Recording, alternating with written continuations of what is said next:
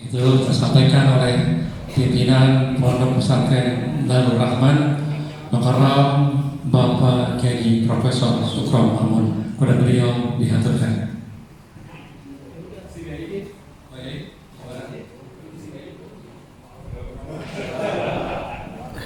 Masya Allah, oke, sehat. Wow, semuanya.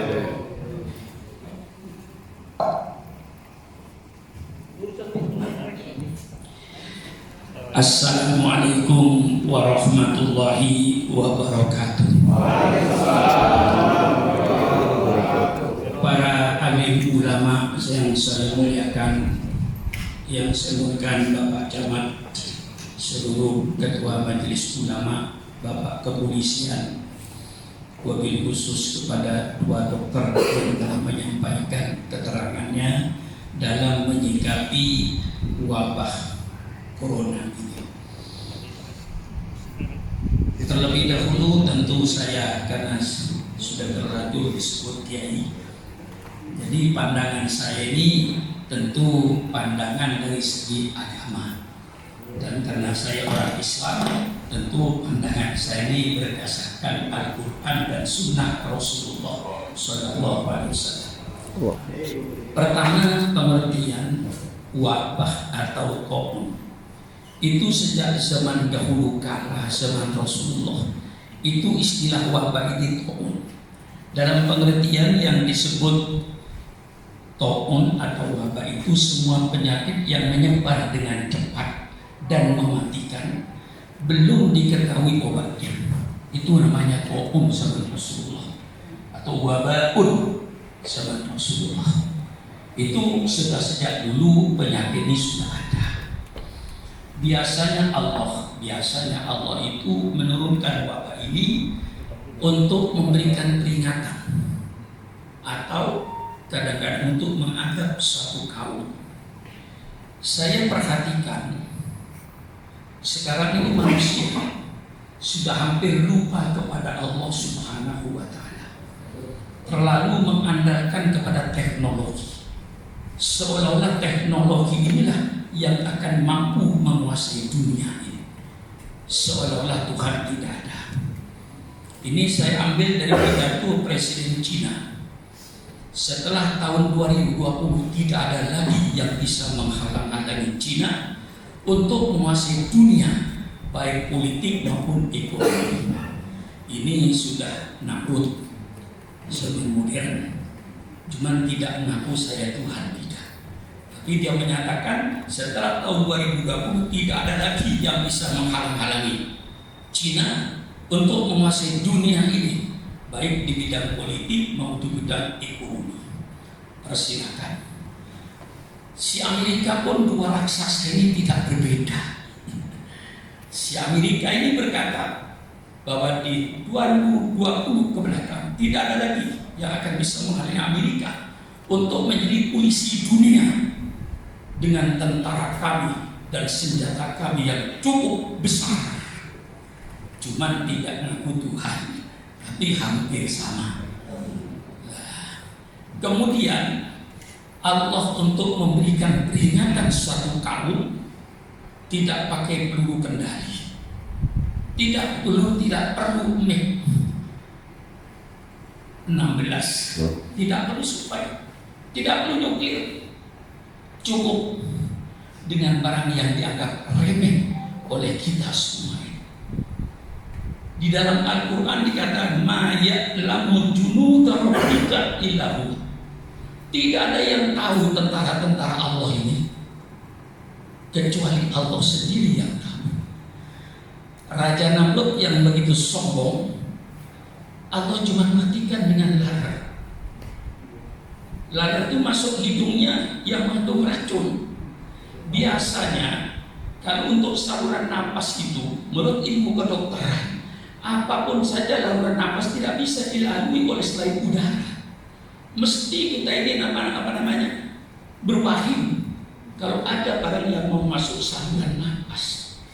Tapi untuk Raja Namrud langsung masuk ke paru-parunya, langsung menghancurkan paru-paru Namrud. yang begitu sombong mengaku Tuhan. Kemudian Fir'aun. Kalau Nabi Musa diselamatkan oleh Allah dengan air sungai Nil yang menyelamatkan Nabi Musa, sebaliknya Nabi Fir'aun hanya dihancurkan oleh dengan air. Tidak pakai tentara, tidak pakai bala tentara yang hebat, cukup masuklah ke air, ikuti kejar Musa. Begitu dia kejar, tutuplah laut ini. Sangat mudah bagi Allah itu untuk menghancurkan suatu kaum atau memperingati supaya jangan sombong. Ingatlah bahwa di balik apapun di dunia ini ada yang berkuasa, Allah Subhanahu wa Ta'ala. Ini yang harus kita yakini. Ya. Nah, lalu apa sikap kita kalau ada malapetaka semacam ini? Ada dua sikap, dua kewajiban bagi kita. Pertama, kewajiban kita itu kewajiban waspada, menjaga. Bagaimana kita menjaga supaya virus ini tidak berjangkit kepada kita atau kepada orang lain, jaga tersebarnya virus ini. Untuk menjaga ini, Rasulullah pernah bersabda, "Firra minal majdu firras asad." Lari kau dari orang yang punya penyakit kusta itu sebagaimana kau larinya dari macan. Artinya jangan sampai mendekati, karena penularan penyakit kusta itu karena singgungan kulit. Bukan lalu kita itu menghina orang, tidak. Artinya supaya sungguh-sungguh ketika orang sakit kusta itu minta baiat kepada Rasulullah, mau berjabat tangan, Rasul tidak, cukup saya kau dari jauh. Rasul cuma begini membaiatnya. Kau sudah pergi sekarang dengan jarak yang mungkin bangsa 3 meter lah. Lah ini namanya ikhtiar. Rasulullah yang Rasul pun tidak berjabat tangan dengan orang penyakit kusta ini. Padahal insya Allah Rasulullah pasti dijamin oleh Sulaiman untuk tidak ditulari oleh penyakit itu. Tapi pelajaran pada umatnya supaya berikhtiar, menjaga, waspada dengan segala penyakit yang ada.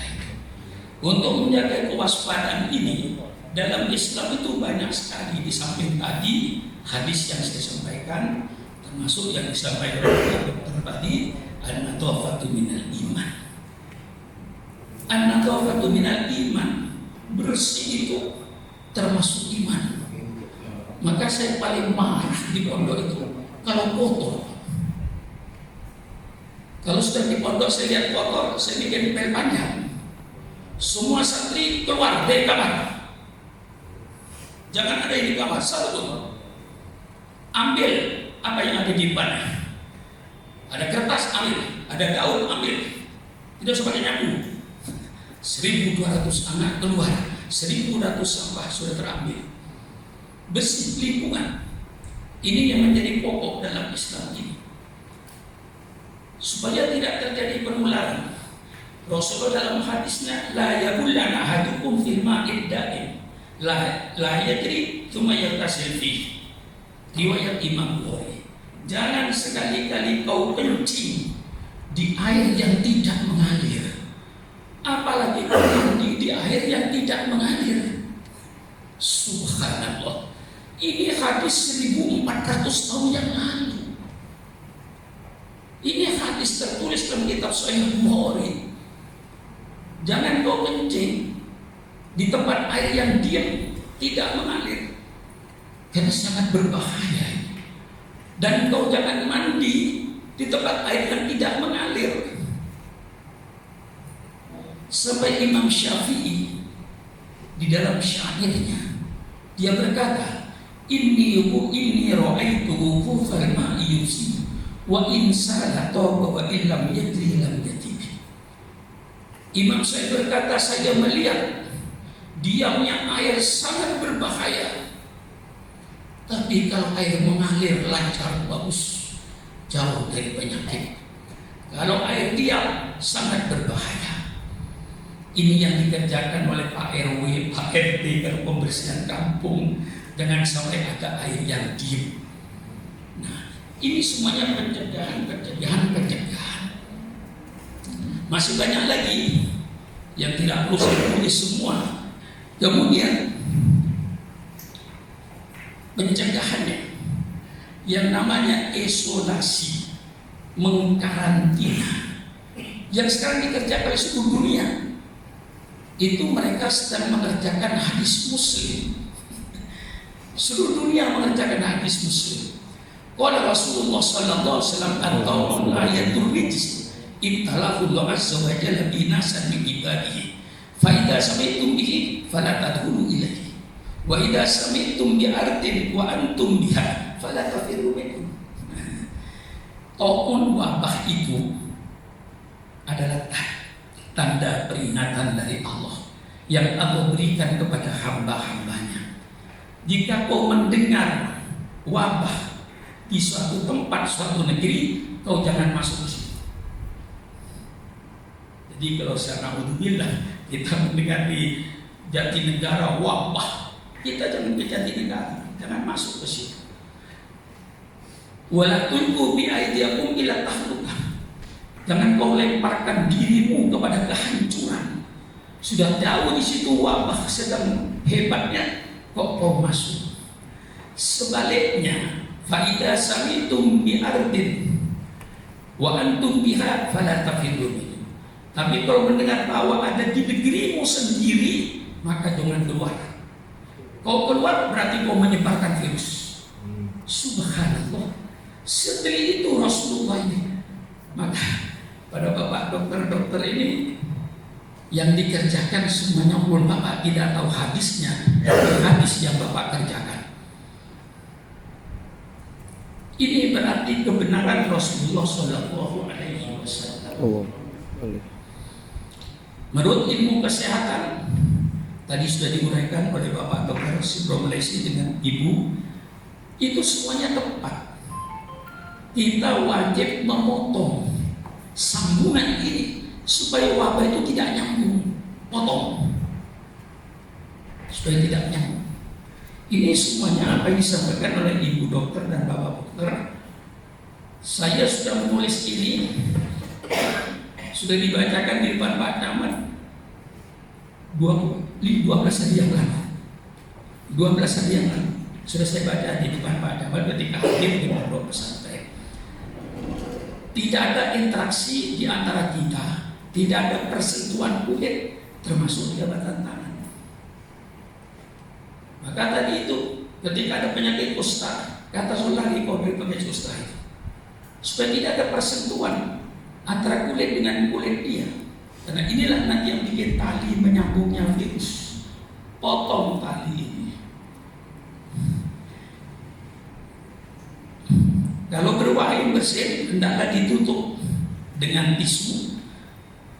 Kalau umpama terpasang dengan tangan, segera cuci dengan sabun. Itu semuanya dalam rangka kebersihan. Dalam pertemuan dijaga jarak untuk tidak bersentuhan. Itu sudah benar, sesuai dengan Islam.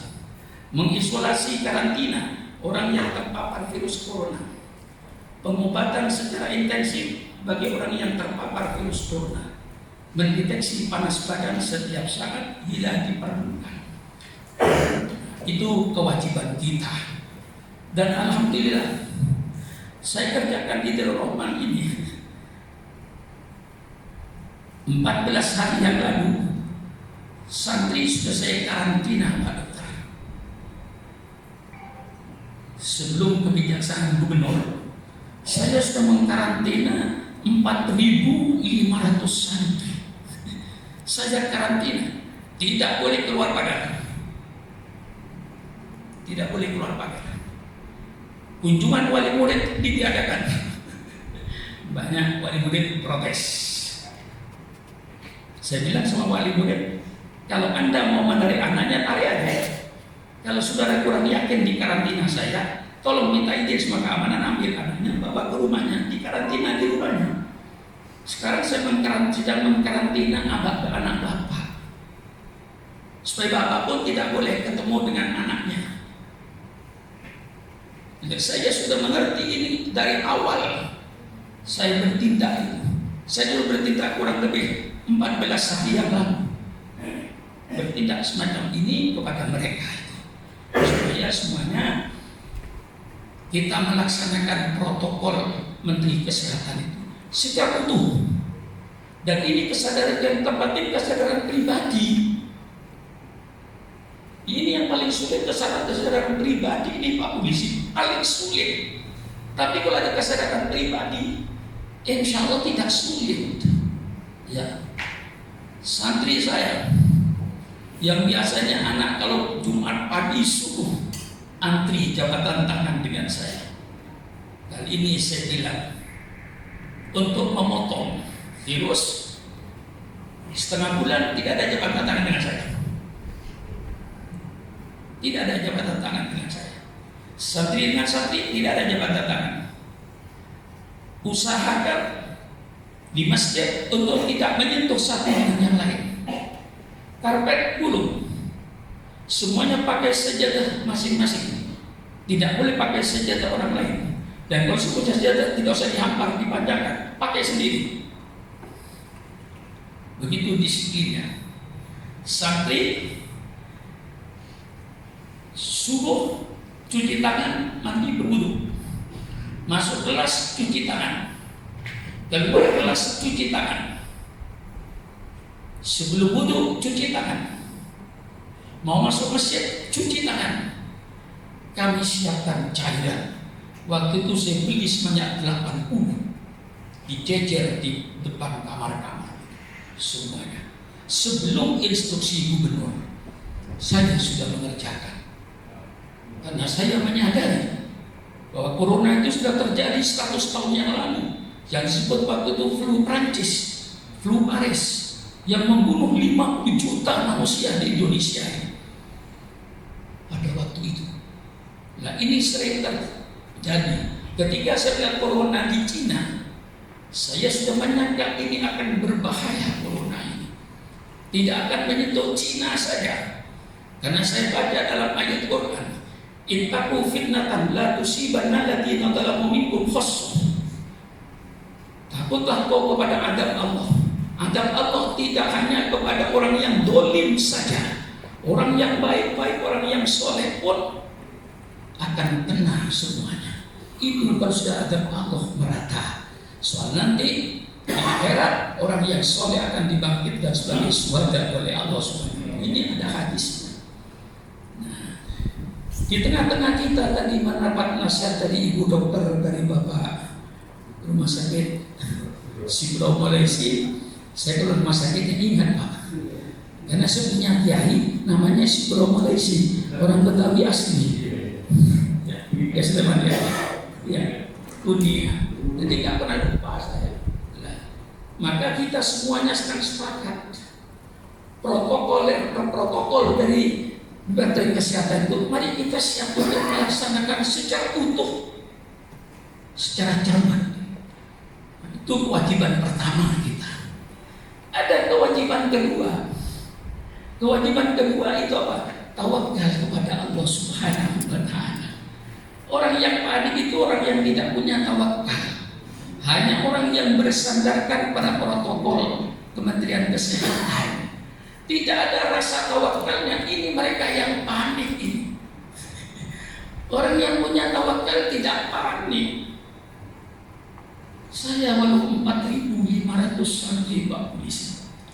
Mengapa tidak saya langsung liburkan seperti yang lain? Kalau pemerintah meliburkan sekolah pemerintah itu benar, karena mereka setiap hari interaksi dengan bermacam-macam orang. Dia bisa naik angkot, dia bisa naik ojek, dia sudah berarti hari ini yang disentuh orang lain, hari besok yang sentuh orang lain. Kalau santri saya Pak Dokter, seandainya saya bubarkan 4.500, belum ada jaminan kalau dia nanti dikarantina di rumahnya masing-masing. Salah-salah mereka justru menyebar corona lagi, karena mereka mungkin lalu ke puncak. ke tempat-tempat lain, belum ada jaminan.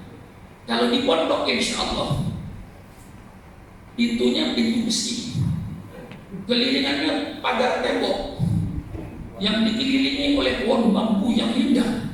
Insya Allah corona-coronanya mampir di pohon bambu, tidak terus ke pondok. Sudah saya pagar. Boleh lihat di masyarakat, kelilingi dengan pohon bambu yang rindang, yang tidak bisa diterobos pohon bambu itu.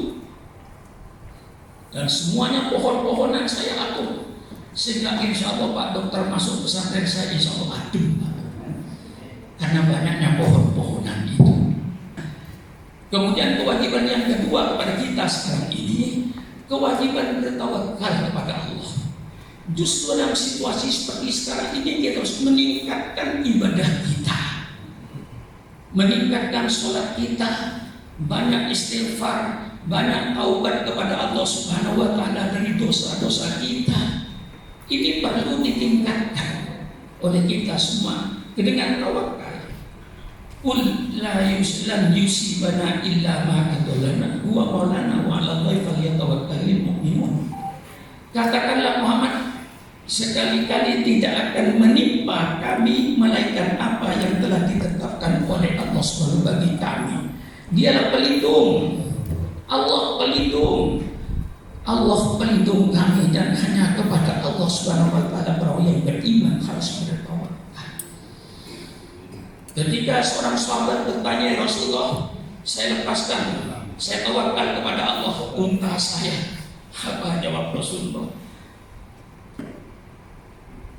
Datangi untanya, ikat dulu, tambat untanya, baru kau tawakal. Artinya tawakal itu setelah ikhtiar, tawakal itu setelah usaha.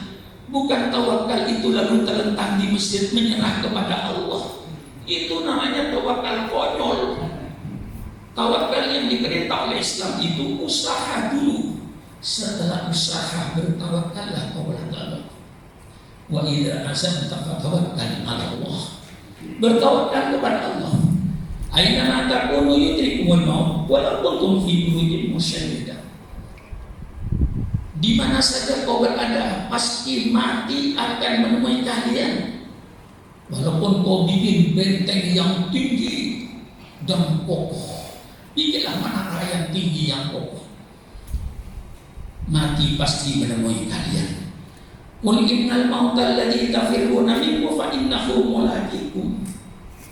Katakan oleh Muhammad sama mati yang kamu pada lari dari mati, mati pasti menemui kalian. Ini sifat tawakalnya ditanamkan oleh Allah. Kalau dulu Pak Camat, orang mati orang lari dari mati nggak kelihatan. Ya paling minum sirih, minum kunyit untuk tidak mati. Tapi kalau sekarang orang lari dari mati itu kelihatan, di lapangan terbang lagi kelihatan. Sering saya ketemu dengan kawan saya, mau kemana Baji? Mau ke Singapura Pak Teh. Ngapain? Bisa jatuh di rumah sakit Elizabeth. Dia takut mati di Jakarta, naik pesawat ke Singapura supaya tidak mati. Ada yang lari-lari di Jerman Pak Camat supaya tidak mati, lari ke Australia dari dokter spesialis supaya tidak mati. Berapa banyaknya yang pergi ke Singapura kembali dikirim jenazah ke Indonesia, lari ke Jerman. Rupanya malaikat maut sedang nungguin di Jerman. Turun satu malam, tarik napasnya, habis balik ke Indonesia. Ya, maka kita harus ada keyakinan tawakal kepada Allah. Dengan ilmu teknologi yang kita miliki, jangan lupa kepada Allah. Maaf Pak Dokter dan Bu Dokter, secara hukum medis mestinya sekarang Pak Camat mati sudah tidak ada. Betul kan? Mati sudah tidak ada. Semua dokter tahu penyakit, obatnya tahu. Ini paru-paru, ini obatnya, ini obatnya, ini obatnya, ini darah tinggi, ini obatnya, gula, ini obatnya. Sampai dokter tidak tidur satu malam 24 jam dokter menjaga supaya orang tidak mati. Apotek dibuka 24 jam. Takut ada orang nanti jam 2 darurat perlu obat. Kalau apotek dibuka, dia tidak minum obat dulu, besok pagi takut mati. Tapi nyatanya ingatlah kepada Allah. Bagaimanapun hebatnya teknologi, di belakang teknologi ada yang maha kuasa, Allah Subhanahu wa ta'ala. Baru hilang panik ini. Tanpa tawakal pasti panik. Dengan tawakal hilang panik ini. Fa idza ja'a ajaluhum la yasta'khiruna sa'atan wa la yastaqdimun. Kalau ajal sudah mau datang, tidak bisa ditunda, tidak bisa dimajukan dan tidak bisa diundur. Nah, sekarang ada dua kewajiban yang diperintahkan oleh Allah. Satu, kewajiban waspada. Kedua, kewajiban bertawakal kepada Allah. Lalu apa yang kita kerjakan? Kita padukan antara waspada dengan tawakal. Jangan hanya waspadanya saja, tawakalnya tidak ada. Jangan hanya tawakal saja, tapi tidak berusaha berikhtiar mewaspadai. Nah, ini kombinasi antara dua bagi orang yang beriman. Ikhtiarnya jalan, laksanakan protokol Departemen Kesehatan secara cermat dan utuh. Jangan setengah-setengah. Baru setelah itu kita bertawakal kepada Allah Subhanahu wa ta'ala. Nah, banyak berdoa, banyak istighfar ya kepada Allah Subhanahu wa ta'ala. Lalu apa di antara ikhtiarnya?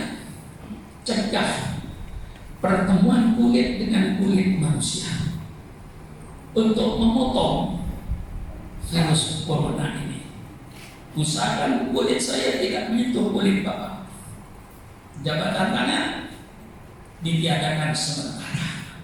Nah, lalu tempat-tempat seperti tempat hiburan sudah jelas. Alhamdulillah pemerintah sudah ditutup semuanya. Tinggal persoalan sekarang masjid. Masjid ini serba sulit.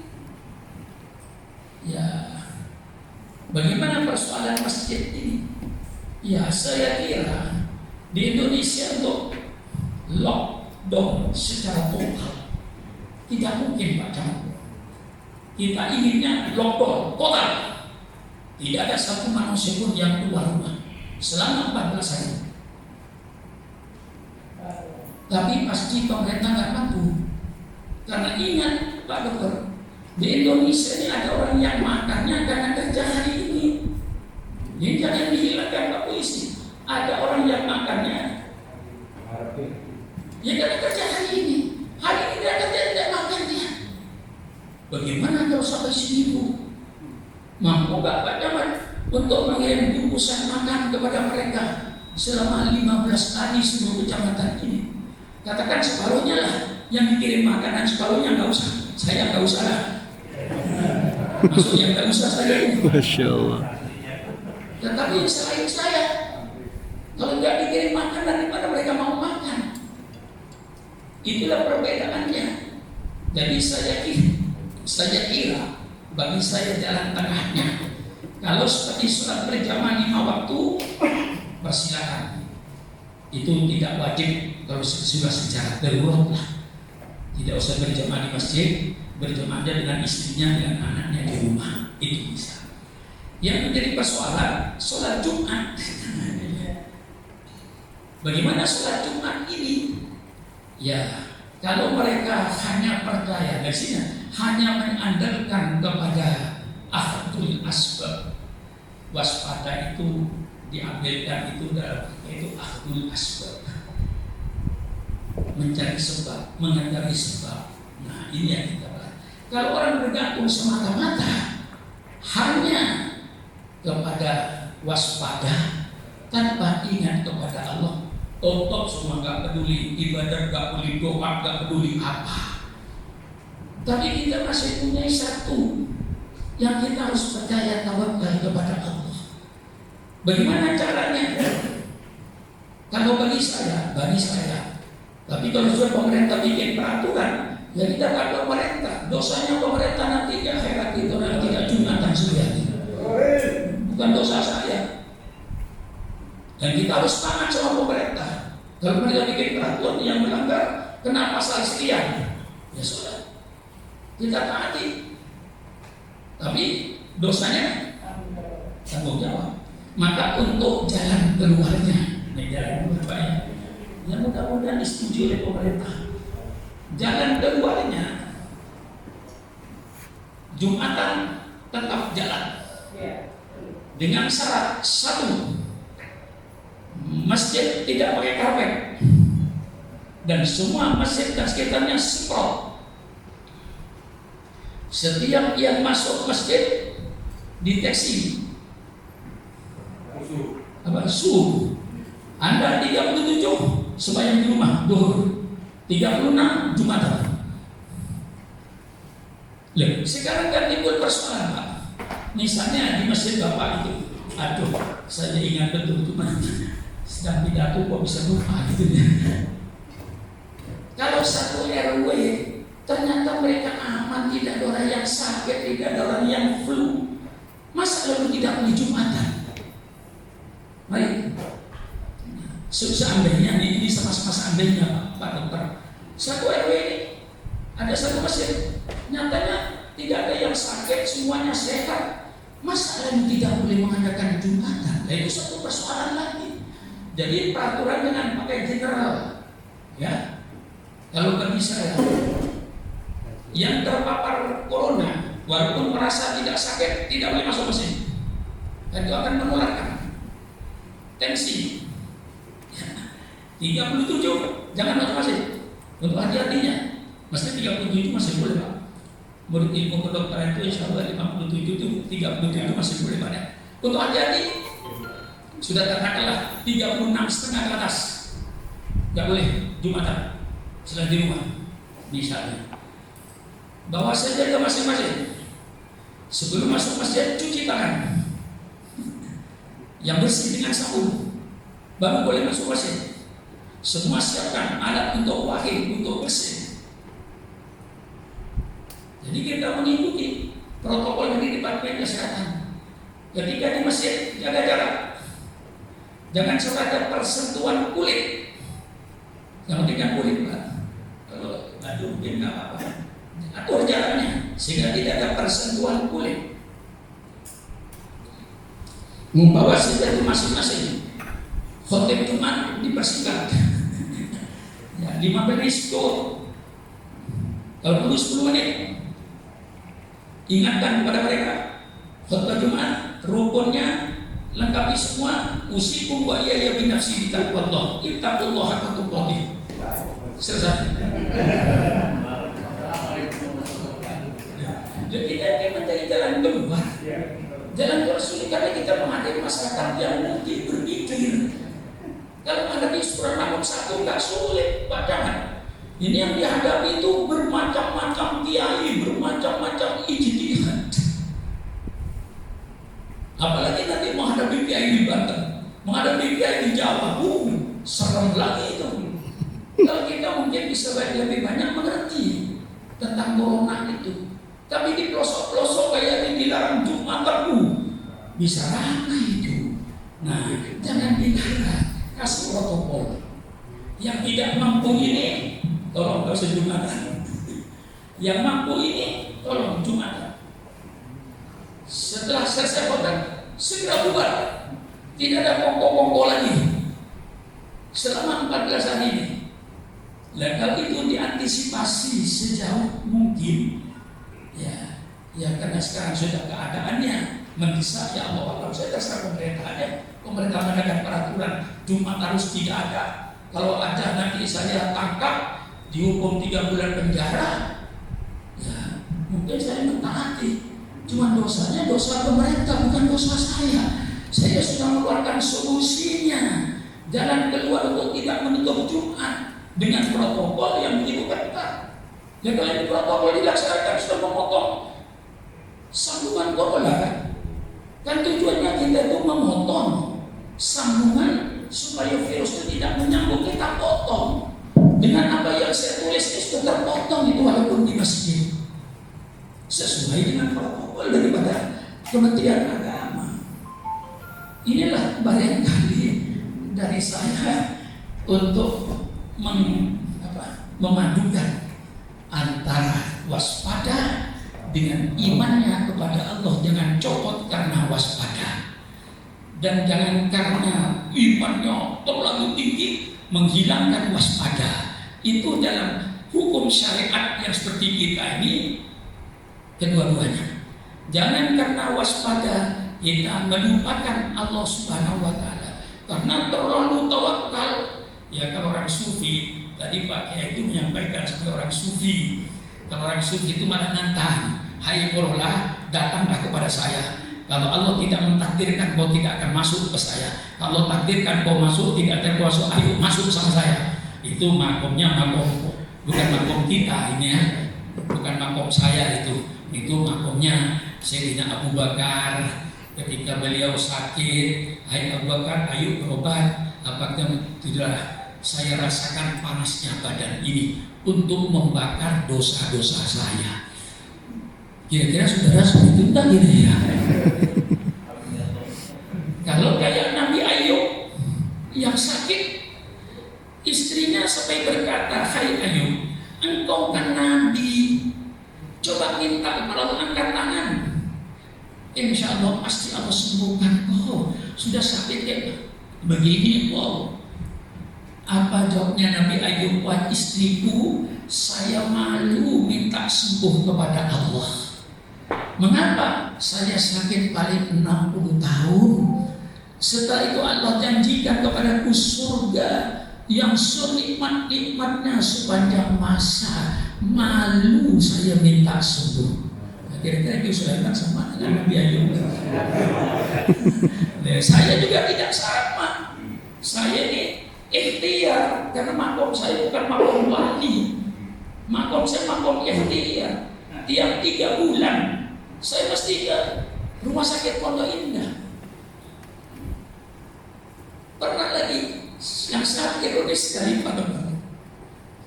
Dulu mungkin tahu namanya Dr. Santoso dari Yogyakarta, ahli jantung.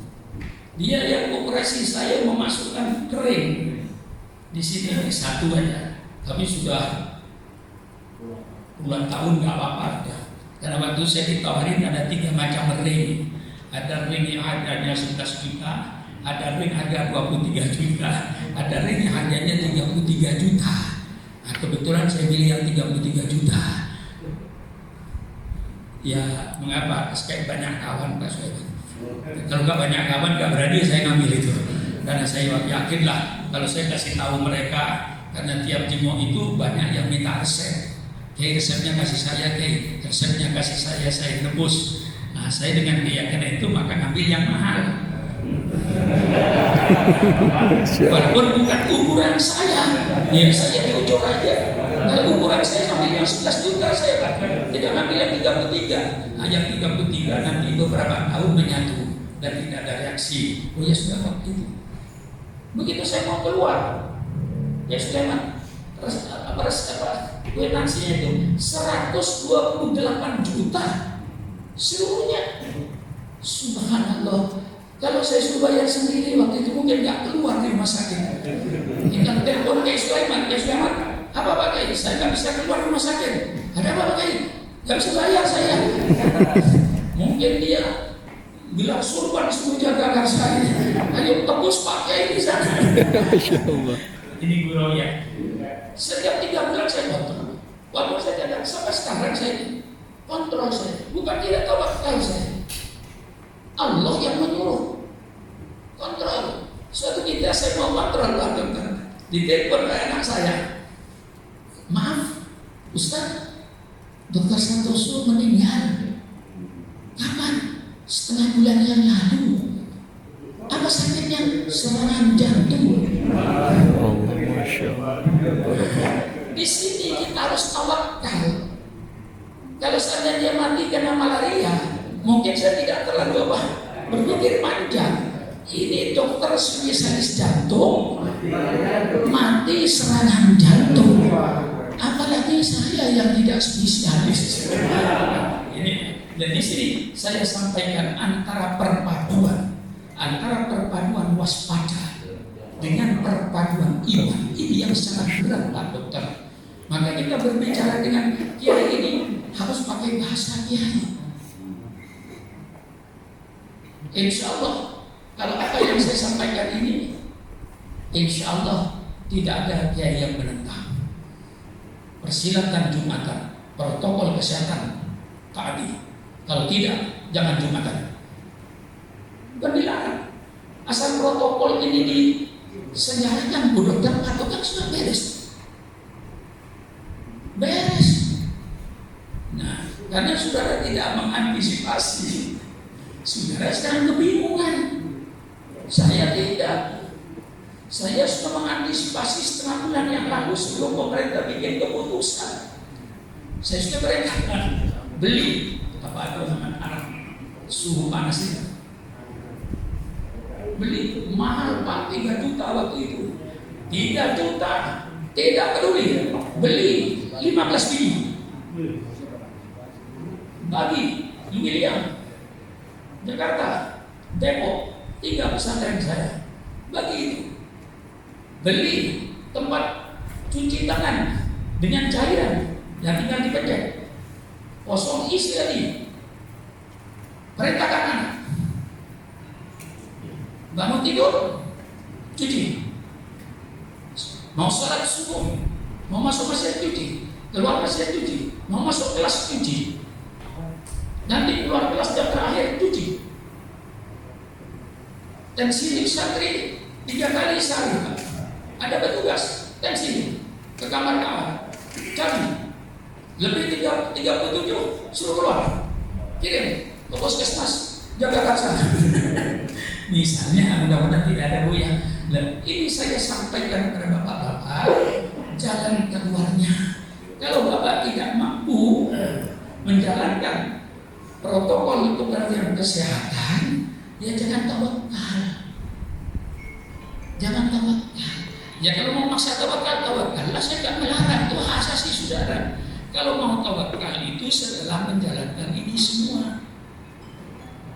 Kayak saya itu cuci tangan saya tertinggal di kamarnya Pak Camat. Ya, tertinggal tadi ditunjukkan.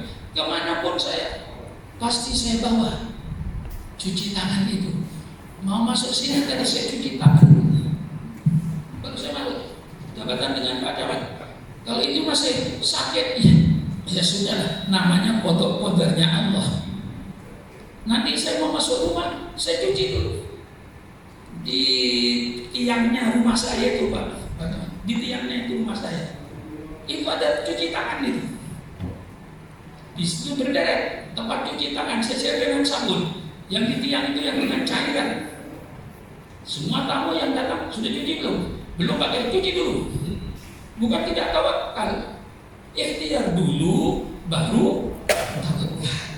Inilah barangkali dari penjelasan saya, mudah-mudahan sejajar dengan apa yang diberikan oleh pemerintah ini. Tidak ada, mari kita kompak seluruhnya bagaimana untuk memotong tali corona ini supaya putus.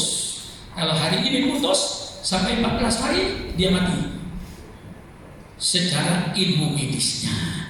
Kembali lagi, Allahu a'lam bishawab, kita bertawakal kepada Allah Subhanahu wa taala. Inilah barangkali yang saya sampaikan kepada bapak-bapak dengan bahasa ya mungkin kalau kurang berkenan kepada bapak dokter, saya mohon maaf kepada ibu dokter, barangkali ada hal-hal yang kurang, tapi sudah cukup saya pelajari. Maka saya hafal cara memotong corona ini. Sudah hafal setengah bulan yang lalu Pak. Dengan Pak Camat sudah saya jelaskan segala sesuatu. Nah di pondok saya memang tidak saya liburkan. Karena pertimbangan saya Pak Dokter 4.500 santri. Kalau saya pulangkan, ada yang ke Jambi, ada yang ke Irian, ada yang ke Kalimantan. Dia bisa sebarkan, bisa membawa dari sini ke sana, atau bisa membawa dari sini ke sini. Mendingan saya karantina. Santri saya semua saya karantina. 3 tempat ini 4.500 anak tidak boleh keluar pagar dengan disiplin ketat, dan hansip yang jaga saya siapkan siapapun yang masuk, walaupun guru masuk lihat suhunya lebih 37 jangan masuk. Itu tergantung kepada kesadaran pribadi dalam rangka kita memotong virus yang sangat berbahaya ini. Saya kira cukup sekian dari saya. Kurang lebihnya saya minta maaf Bapak Camat. Kalau apa yang saya sampaikan itu sesuai, persilakan ambil. Kalau tidak sesuai, ya untuk saya, tidak untuk saudara. Sekian saja. Kurang lebihnya saya minta maaf. Wallahul muwaffiq ila aqwamit thoriq. Wassalamualaikum warahmatullahi wabarakatuh.